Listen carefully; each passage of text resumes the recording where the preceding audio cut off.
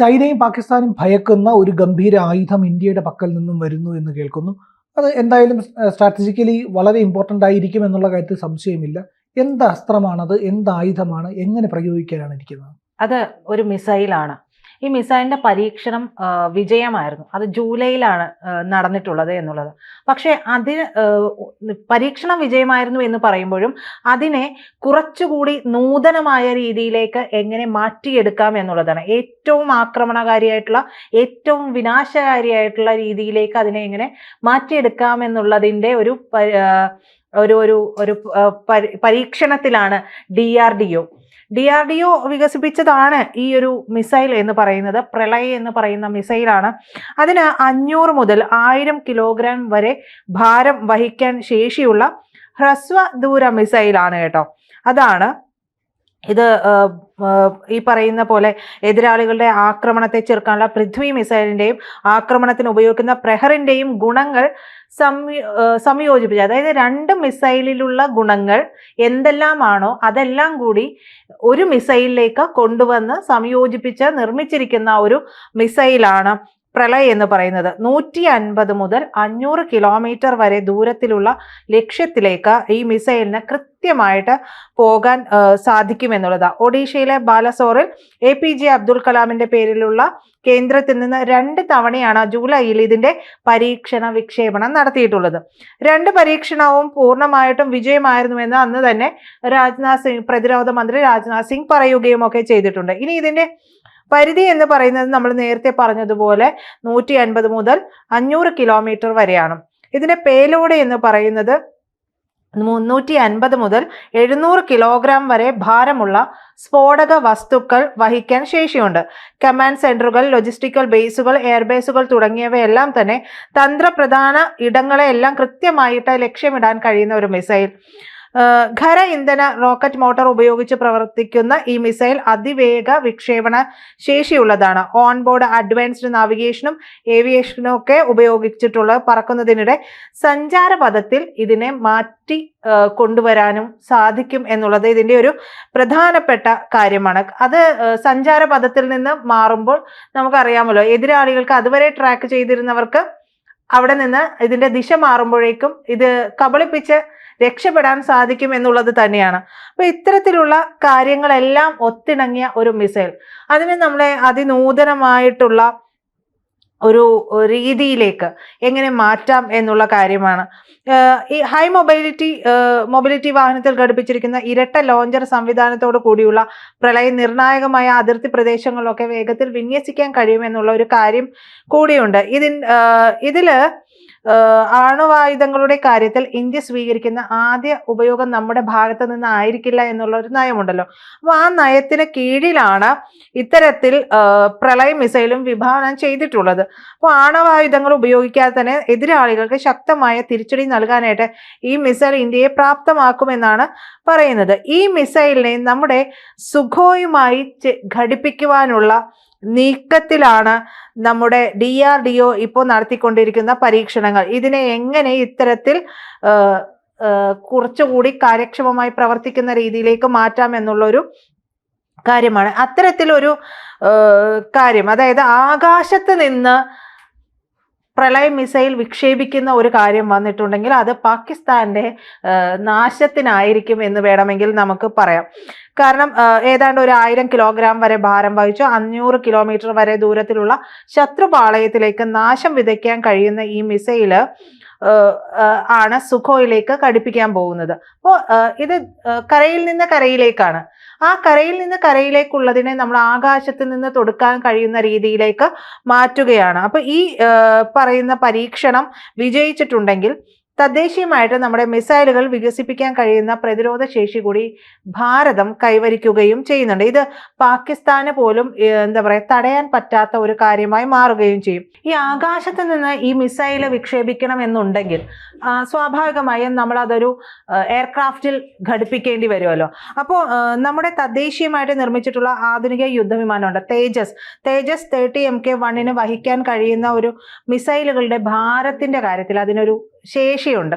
അതിനപ്പുറത്തേക്ക് അതിനെ കവച്ചു വെക്കാൻ കഴിയില്ലല്ലോ. ഏകദേശം ഒരു 2500 കിലോഗ്രാം ഭാരമുള്ള മിസൈൽ മാത്രമാണ് തേജസിന് വഹിക്കാൻ സാധിക്കുകയുള്ളൂ. പക്ഷേ പ്രളയ് മിസൈലിന്റെ ഭാരം എന്ന് പറയുന്നത്, ഇപ്പോഴത്തെ ഒരു ഭാരം എന്ന് പറയുന്നത് ഏതാണ്ട് 5000 കിലോഗ്രാം ആണ്.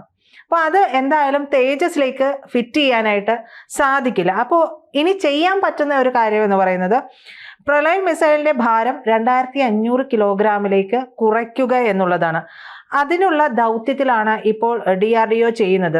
അപ്പോൾ ഒരുപക്ഷെ അതിന് വേണ്ടിയിട്ട് മിസൈലിന്റെ രൂപം വരെ, സ്ട്രക്ചർ വരെ മൊത്തത്തിൽ മാറ്റി പണിയേണ്ട ഒരു അവസ്ഥയിലേക്ക് വരും. ബ്രഹ്മോസ് മിസൈലിനേക്കാൾ കുറുകിയ ഒരു മിസൈലാണ് ഈ പ്രളയ് എന്ന് പറയുന്നത്. സുഖോയ് വിമാനത്തിലേക്ക് ഘടിപ്പിക്കുന്ന കാര്യം നോക്കുകയാണെങ്കിൽ സുഖോയ് യുദ്ധവിമാനത്തിന് 22 മീറ്ററാണ് നീളമുള്ളത്. ഇതിൽ 9.06 മീറ്റർ നീളമുള്ള പ്രളയ് മിസൈലിനെ ഘടിപ്പിക്കാനാണ് ഇപ്പോഴത്തെ ഒരു നീക്കം നടക്കുന്നത്. ഈ ഒരു പരീക്ഷണം വിജയിച്ചിട്ടുണ്ടെങ്കിൽ മാക് 5 വേഗതയിൽ കുതിക്കുന്ന ഒരു ബലിസ്റ്റിക് മിസൈലായിട്ട് പ്രളയ് മാറും. അപ്പോൾ അതായത് ശബ്ദത്തേക്കാൾ 5 മടങ്ങ് വേഗതയിൽ കുതിക്കുന്ന ബലിസ്റ്റിക് മിസൈലായിട്ട് ഇത് മാറും എന്നുള്ളതാണ്. അപ്പോൾ ഈ പറയുന്ന മിസൈലുകളെയൊക്കെ അടിച്ചിടാൻ കഴിവുള്ള ആയുധങ്ങൾക്ക് ഒന്നും തന്നെ, ഒരു ആയുധത്തിനും അതിനെ തടുക്കാൻ കഴിയാത്ത അത്രയും വേഗതയാണ് ഈ പറയുന്നത്. അപ്പോൾ ഖര ഇന്ധനത്തിന്റെ കരുത്തുള്ള ഈ റോക്കറ്റ് മോട്ടോർ ആയിരിക്കും പ്രളയ് മിസൈലിനെയും കുതിപ്പിക്കാൻ പോകുന്നത്. ഈ പരീക്ഷണം വിജയിച്ചിട്ടുണ്ടെങ്കിൽ പ്രതിരോധ രംഗത്ത് നമുക്കുള്ള കുതിപ്പ് എന്ന് പറയുന്നത് മറ്റൊരു തലത്തിലേക്ക് തന്നെ ഉയരുകയും ചെയ്യും. പക്ഷെ ഇത് സ്വാഭാവികമായും നമ്മളിത് എന്താ പറയാ, അതിനെ വിന്യസിക്കാൻ ഉദ്ദേശിച്ചിട്ടുള്ളത് പാകിസ്ഥാന്റെയും ചൈനയുടെയും അതിർത്തികളിലാണ്. ഈ 2 അതിർത്തികളിൽ വരുമ്പോൾ തന്നെ ഇത് ഈ 2 രാജ്യങ്ങളുടെയും നെഞ്ചിടിപ്പ് കൂട്ടുന്ന ഒരു കാര്യമായി മാറും.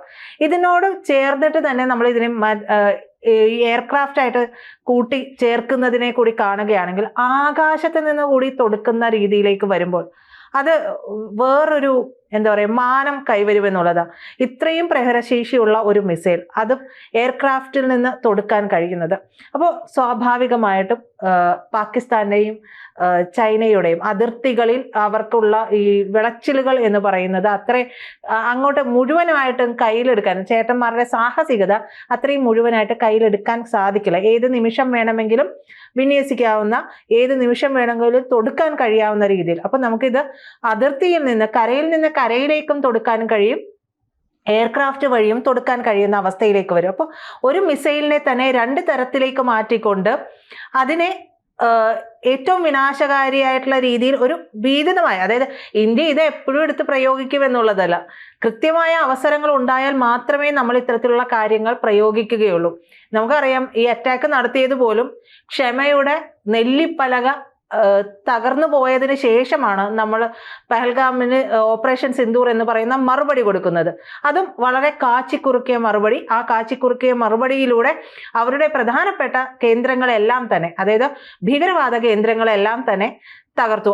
അവർ പറയുന്നത് മതകേന്ദ്രങ്ങൾ തകർത്തു എന്നാണ്. മതകേന്ദ്രങ്ങളും ഭീകരകേന്ദ്രങ്ങളും ഒക്കെ അവർക്ക് ഒന്നാണ് എന്നുള്ളത് നമുക്കറിയാം.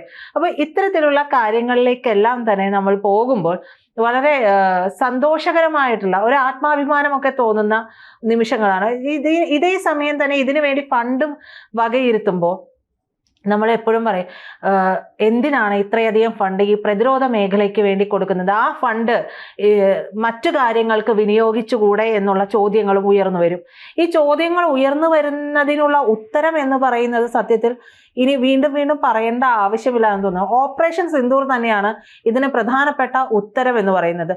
നമ്മൾക്ക് ആരെയും ഭയക്കാണ്ട്, നമ്മൾ ആരോടും അനുവാദം ചോദിക്കാനോ അല്ലെങ്കിൽ നിങ്ങളുടെ സംവിധാനങ്ങൾ, പ്രതിരോധ ഉപകരണങ്ങൾ നമുക്ക് കാത്തിരിക്കേണ്ടിയോ വരുന്ന ഒരു സാഹചര്യം നമുക്കുണ്ടായിട്ടില്ല.